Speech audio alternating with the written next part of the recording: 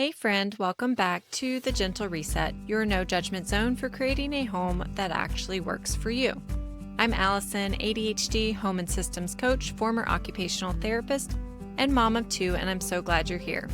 Last week, in episode 36, we wrapped up the closet series and talked about what it looks like to get support and stop starting over. Today is a little different. This is a bonus episode.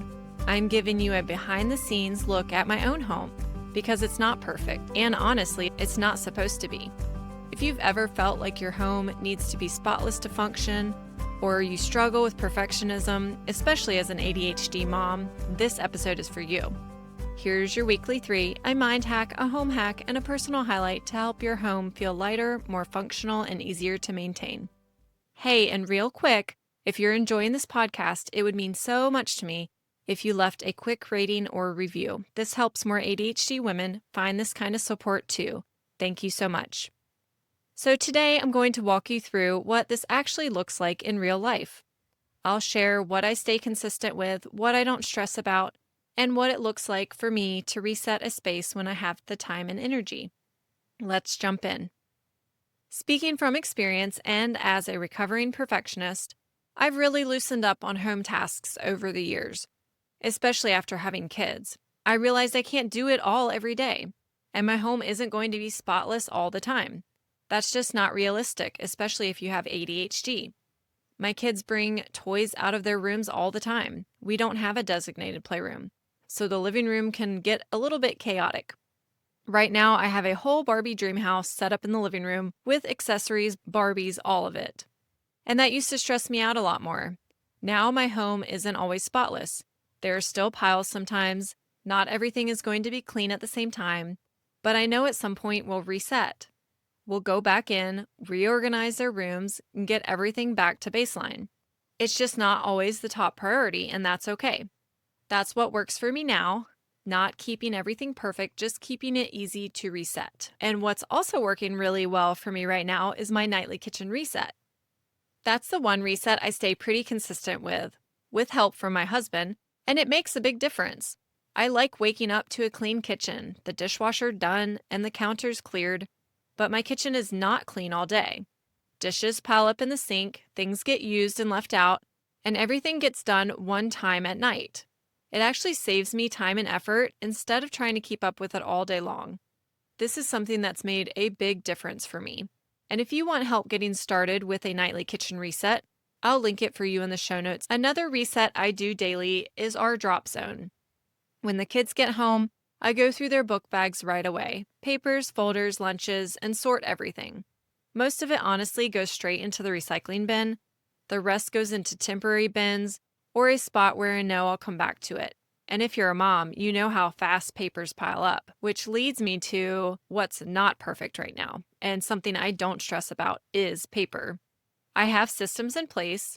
Kids' papers go into their separate bins. Important papers go into wall organizers.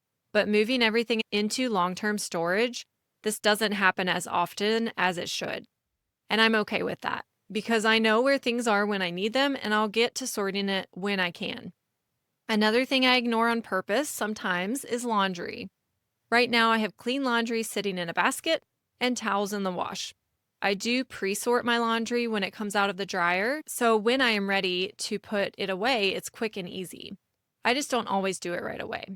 So for me, it's not about keeping everything done, it's about having a few systems in place that help me get back on track when I need to, which is also super realistic in ADHD homes. And if you're listening to this and thinking, I want my home to feel more manageable like this, that's exactly what I help with inside the Home Rhythm Reset.